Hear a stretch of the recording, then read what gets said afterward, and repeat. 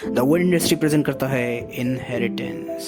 कहानी की स्टार्टिंग में हम लॉरेन नाम की एक लॉयर को देखते हैं जिसे एक केस मिलता है जिसमें उसे क्रिमिनल को डिफेंड करना होता है। इसके लिए $1 मिलियन की रकम ऑफर करी जाती है लॉरेन को, लेकिन लॉरेन ये ऑफर एक्सेप्ट नहीं करती क्योंकि वो किसी क्रिमिनल को सपोर्ट नहीं करना चाहती थी। इससे हमें ये पता चलता है कि लॉरेन असल में बहुत ईमानदार लॉयर होती है। वो हमेशा इंसाफ के लिए लड़ती है, पैसा उसके लिए इम्पोर्टेंट नहीं होता। इसके बीच हमें लॉरेन के छोटे भाई विलियम को दिखाया जाता है जो एक पॉलिटिशियन है और वो न्यूयॉर्क का अगला प्रेसिडेंट बनना चाहता है। लॉरेन के पिता एक बहुत बड़े बिजनेसमैन होते हैं, लेकिन कुछ दिनों से उनका बिजनेस अच्छा नहीं चल रहा होता और साथ में उन्हें अस्थमा की प्रॉब्लम भी होती है जिससे उन्हें सांस लेने में तकलीफ होती है। और आज उन्हें अस्थमा का अटैक आता है और वो अपनी कार तक पहुंच जाते हैं, लेकिन कार ड्राइव करते हुए उनकी डेथ हो जाती है। जिसके बाद सीन शिफ्ट होता है और हम लॉरेन को देखते हैं जो अपने डैड के फ्यूनरल में आई होती है अपनी फैमिली के साथ। लॉरेन और उसकी फैमिली को बहुत बुरा लगता है। अपने पिता को खोकर लॉरेन बिल्कुल खुश नहीं होती। लॉरेन अब अपने पिता के ऑफिस में जाती है जहां उसके पिता उसे चेस खेलना सिखाते थे और ये बताते थे कि कैसे ये गेम ज़िंदगी से अटैच होता है। अब सीन शिफ्ट होता है और इस घटना के कुछ दिन बाद लॉरेन और उसकी पूरी फैमिली फिर मिलती है जहां पर इनके लॉयर जिसका नाम हेरलॉट है वो लॉरेन के पिता के विल को सबके सामने पढ़ता है, जिसके मुताबिक लॉरेन के पिता ने लॉरेन की मॉम को कंपनी का सीईओ बना दिया है और साथ ही में लॉरेन के भाई के नाम $20 मिलियन कर दिए हैं। इसके अलावा लॉरेन के लिए सिर्फ $1 मिलियन छोड़े होते हैं और $50 मिलियन की रकम मेडिकल और गरीबों को डोनेट कर दी थी। जब सब चले जाते हैं तो उनका लॉयर लॉरेन को एक एनवेलप देता है और जब वो इस एनवेलप को खोलती है तो उसमें एक पेन ड्राइव और 2 कीज होती हैं। उस पेन ड्राइव को अपने लैपटॉप में लगाकर देखती है। उसमें उसके पिता को रिकॉर्डेड वीडियो होता है जिसमें वो किसी जगह के बारे में जिक्र करते हैं जिसके बारे में किसी को नहीं पता होता। और अब लॉरेंस कीज लेकर अपने पिता की बताई हुई जगह पे चली जाती है। वहाँ पहुँचकर लॉरेंस को एक केव दिखता है जिसकी चाबी लॉरेंस के पास होती है। लॉरेंस उस चाबी से अपने पिता की बताई हुई जगह पे जाके उस केव को खोलती है। जब वो सीढ़ियों से नीचे जाती है तो उसे एक आदमी दिखाई देता है। जब उस आदमी के करीब जाती वो आदमी चिल्लाने लगता है और लॉरेन ये देखकर बहुत डर जाती है। वो वापस अपने घर आ जाती है। घर पहुंचने के बाद वो पुलिस को फ़ोन करने का सोचती है, लेकिन अचानक उसका भाई उसके सामने आ जाता है और उसका भाई उससे कहता है कि मुझे बहुत बुरा लगा कि डैड तुम्हारे लिए सिर्फ $1 मिलियन छोड़ के गए हैं। मैं अपनी रकम में से तुम्हें कुछ दे दूंगा। लेकिन लॉरेन को पैसे की बिल्कुल परवाह नहीं होती है और वो साफ साफ मना कर देती है। अपने भाई से बात करने के बाद लॉरेन अब अपने डैड के रूम में जाती है। वो अपने डैड की फ़ोटो देख रही होती है कि अचानक उसे याद आता है कि कैसे उसने अपने डैड से लड़ाई की थी, क्योंकि उसके डैड चाहते थे कि उसके दोस्तों का केस लॉरेन हैंडल करे, लेकिन लॉरेंस ने अपने उसूलों को ना तोड़ना पसंद करा और उसने अपने डैड को साफ साफ इनकार कर दिया। अब सीन शिफ्ट होता है और हम लॉरेन को गन लेकर उस केव में जाते हुए देखते हैं। लॉरेन जब उस केव में पहुंचती है तो वो देखती है कि वो आदमी सो रहा होता है। लॉरेन इस मौके का फ़ायदा उठाती है और उसके फिंगरप्रिंट को ले लेती है कि अचानक उस आदमी की आँख खुल जाती है। लॉरेन ये देखकर बहुत घबरा जाती है और वो अपने घर वापस चली जाती है, लेकिन वो हिम्मत करती है और मास्क लगाकर वापस उस केव में आती है और उस आदमी से उसकी पहचान पूछती है और उस केव में होने का राज भी जानना चाहती है। वो आदमी कहता है कि तुम्हें मेरे सामने मास्क लगाने की कोई ज़रूरत नहीं। मैं जानता हूँ कि तुम्हारा नाम लॉरेन है। मैं तुम्हारी डेट ऑफ बर्थ भी जानता हूँ और ये भी जानता हूँ कि तुमने अपनी फैमिली के खिलाफ जाकर अपनी शादी की थी। उस आदमी की ये बात सुनने के बाद लॉरेन अपना मास्क उतार देती है और उससे फिर से वही क्वेश्चन पूछने लगती है, लेकिन लॉरेन के किसी भी क्वेश्चन का वो सीधा जवाब नहीं देता है और वो आदमी कहता है कि मुझे खाने पीने के लिए कुछ चाहिए है। लॉरेन उसे साफ मना कर देती है और ये कहती है कि अगर तुमने मेरे क्वेश्चन का जवाब नहीं दिया तो मैं तुम्हें यहीं मरने के लिए छोड़ दूंगी। लॉरेन के किसी भी घर धमकी का उस आदमी के ऊपर कोई भी असर नहीं होता और वो आदमी लॉरेन से कहता है कि मैं जानता हूँ कि तुम इतने कठोर दिल नहीं हो। लॉरेन उसके लिए खाना ले आती है और वो खाना खाने के बाद बहुत खुश हो जाता है। जब लॉरेन अपने घर जाती है तो वो उस आदमी के फिंगरप्रिंट अपने दोस्त को भेजती है लॉरेन अब उस आदमी के बारे में जानना चाहती थी, इसलिए उसके लिए खाना लेकर जाती है। खाना खाने के बाद वो आदमी बहुत खुश होता है, उसकी आंखों में से आंसू आने लगते हैं और वो लॉरेन से कहता है कि तुमने मुझे इतना स्वादिष्ट खाना खिलाया है, तुम्हारे हर सवालों का जवाब अब मैं दूंगा, पूछो जो पूछना है। लॉरेन उससे वापस वही सवाल पूछती है। वो बताता है कि मेरा नाम मॉर्गन है और मैं तुम्हारे डैड से आज से 20 साल पहले मिला था। तुम्हारे डैड और मुझ में काफ़ी सिमिलरिटीज़ थी, हम दोनों को जुआ खेलने का शौक़ था, लड़कियों का शौक़ था, इसलिए हम दोनों की दोस्ती बहुत जल्दी हो गई। एक रोज़ जब हम पार्टी करके अपने घर पे जा रहे थे और तुम्हारे डैड कार ड्राइव कर रहे थे, उनका एक आदमी के साथ एक्सीडेंट हो जाता है और वो आदमी ऑन द स्पॉट मर जाता है। तुम्हारे डैड काफ़ी घबरा जाते हैं और वो उस आदमी को दफनाना चाह रहे थे और दफनाने के लिए वो आदमी को लेकर पहाड़ पे जाते हैं। मैं चाहता था कि वो पुलिस को फ़ोन कर दूं और इस बारे में इन्फॉर्म करूं, लेकिन तुम्हारे डैड ने मुझे मना करा। जब वो उस आदमी को दफना रहे थे तो मैंने पुलिस को फ़ोन करना चाहा और उन्होंने मुझे पीछे से आके हमला कर दिया और मुझे बेहोश कर दिया। मेरी आँख जब खुली तो मैं इस गुफा में था और जब से मैं यहीं पर सज़ा काट रहा हूँ। मॉर्गन लॉरेन को सोफिया के बारे में बताता है। वो बताता है कि उसके डैड का अफेयर सोफिया नाम की एक लड़की के साथ था।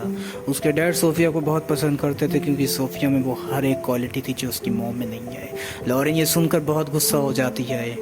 मॉर्गन लॉरेन को सोफिया का एड्रेस देता है और कहता है कि तुम वहाँ जाकर चेक कर सकती हो, और साथ ही ये भी बताता है कि उसके लॉयर को इन दोनों के रिलेशन के बारे में सब कुछ पता था।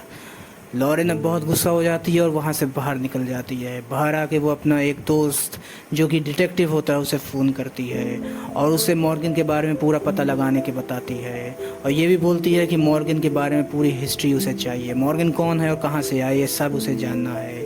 और साथ ही मॉर्गन के बताए हुए एड्रेस पे भी चली जाती है, जहाँ पहुँचकर उसकी मुलाकात सोफिया से होती है। सोफिया उसे बताती है कि वो उसके डैड से एक कसिनो में मिली थी। उसके डैड उसे बहुत पसंद करते थे, उन दोनों का रिलेशनशिप बहुत अच्छा था। जब सोफिया लॉरेन से बात कर रही होती है तो लॉरेन की निगाह एक फ़ोटो पे जाती है जिसमें एक बच्चे की फ़ोटो होती है। लॉरेन सोफिया से उस बच्चे के बारे में पूछती है तो सोफिया उसे बताती है कि ये तुम्हारे डैड का बेटा यानी तुम्हारा सौतेला भाई है। लॉरेन ये सुनकर बहुत दुखी हो जाती है और वहाँ से चली जाती है। वापस जाके वो सबसे पहले अपनी मॉम के पास जाती है और उनसे बात करती है। वो अपनी मॉम से मॉर्गन के बारे में पूछती है, लेकिन उसकी मॉम साफ साफ मना कर देती है। वो बोल देती हैं कि वो मॉर्गन नाम के किसी इंसान को नहीं जानती हैं। असल में बात यह है कि अब लॉरेन अपने फादर की पूरी हिस्ट्री जानना चाहती है, वो उनका पूरा पास्ट या पता लगाना चाहती है, इसलिए वो वापस उस केव में जाती है और मॉर्गन से अब उस इंसान के बारे में पूछती है जिसे उसके डैड ने दफना दिया था। मॉर्गन उसे बताता है कि मैं तुम्हें उसके बारे में बता दूंगा, लेकिन मैं भी तुम्हारे साथ चलूंगा। लॉरेन उसकी बात से सहमत होती है और वो उसकी बात मान जाती है। लॉरेन अब मॉर्गन को खोलती है और उसे अपने साथ ले जाती है। काफ़ी सालों के बाद मॉर्गन उस केव से बाहर निकलता है, इसलिए वो रोने लगता है, वो काफ़ी इमोशनल हो जाता है। इसी दौरान लॉरेन के हस्बैंड स्कॉट का फ़ोन आता है। वो उससे कहता है कि तुम कहाँ पर हो। लॉरेन उसे विश्वास दिलाती है कि वो चिंता ना करे, वो कुछ ही देर में घर पे वापस आ जाएगी और वो मॉर्गन को लेकर उसकी बताई हुई जगह पे चली जाती है, जहाँ पर खुदाई करने के बाद उसे एक आदमी का स्कल्प दिखाई देता है। इससे ये साबित हो जाता है कि मॉर्गन जो कह रहा था वो सच कह रहा था। वो मॉर्गन को लेकर वापस उस केव में आ जाती है और उसे वहाँ पर बंद कर देती है। मॉर्गन बहुत रोता है और वो बहुत गिड़गिड़ाता है। वो लॉरेन से कहता है कि तुम्हारे डैड ने मुझे इतने सालों से यहाँ कैद करके रखा था। वो माफ़ी भी मांगता है अपने गुनाहों की और वो ये कहता है कि मुझे यहाँ से आज़ाद कर दो, लेकिन लॉरेन सॉरी कहकर उस यहाँ से चली जाती है। वहाँ से जाने के बाद वो अपने भाई के पास जाती है। वो अपने भाई से बात करते हुए एक केस शेयर करती है और वो उसे बताती है कि कैसे आप अपने सीक्रेट्स को हाइड कर सकते हैं। अगर आपके सीक्रेट किसी को पता हो तो क्या करना चाहिए। उसका भाई उसे एडवाइस देता है कि अगर आपके सीक्रेट किसी के सामने बाहर आ जाएं, दुनिया को पता चल जाए और उसकी वजह से आपको खतरा है, आपकी फैमिली को खतरा है, तो ऐसे इंसान को मार देना चाहिए। लेकिन यहाँ हम देखते हैं कि लॉरेन एक बहुत ईमानदार इंसान होती है, वह ऐसा कुछ नहीं करती है। वो मॉर्गन के पास वापस जाती है और उससे कहती है कि अगर मैं तुम्हें यहाँ से आज़ाद कर दूँ तो तुम्हें यहाँ से बहुत दूर चले जाना पड़ेगा। मॉर्गन उसे जवाब देता है कि जितनी तुम्हारी उम्र नहीं है उससे ज़्यादा मैंने इस केव में ज़िंदगी बिताई है। एक बार मैं अगर यहाँ से आज़ाद हो गया तो इस केव में क्या इस शहर में भी कभी नहीं आऊँगा। और वो लॉरेन से डील कर देता है और डील करके लॉरेन तैयार हो जाती है उसे आज़ाद करने के लिए। वो बाहर जाके अपने लॉयर से मिलती है और लॉयर से कहती है कि मुझे एक प्राइवेट जेट और खूब सारा पैसा चाहिए है। उसका लॉयर कहता है कि आपको इतनी पैसों की क्या ज़रूरत है, और वो उसे खामोश रहने के लिए कहती है। साथ ही हम दूसरी तरफ देखते हैं कि जो मॉर्गन आज़ाद होने की खुशी में पगला रहा होता है वो बहुत खुश होता है। लॉरेन उसे आज़ाद करने के लिए बाहर लेके आती है और उसे प्राइवेट जेट और खूब सारा पैसा दिया जाता है, और लॉरेन का वकील उससे कहता है कि इसमें इतना पैसा है कि तुम्हारी ज़िंदगी बदल जाएगी, अब तुम यहाँ से दूर जा सकते हो। और वो उस प्राइवेट जेट में बैठ के जा रहा होता है। साथ ही में अब हम लॉरेन को देखते हैं जो वापस आके वो उस केव में जाती है जहाँ पर मॉर्गन इतने सालों से कैद था। उस केव में जाके वो बैठती है और देखती है कि उसे एक इंजेक्शन और पॉइजन की शीशी मिलती है, लेकिन वो इस बात से नज़रअंदाज कर देती है। साथ ही में हम देखते हैं कि लॉरेन का दोस्त जो कि डिटेक्टिव था उसे मॉर्गन के बारे में पूरा बात पता चल जाती है, उसे मॉर्गन की पूरी हिस्ट्री पता चल जाती है, और वो एक फ़ाइल लॉरेन के घर भेजता है।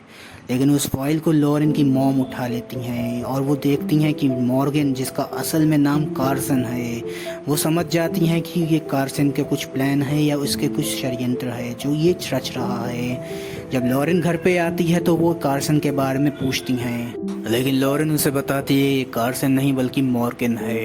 लेकिन मॉर्गन की मॉम कैथरीन उसे सब कुछ बता देती हैं कि ये असल में एक बहुत बड़ा चोर है, और चोर होने के साथ साथ ये मर्डरर भी है।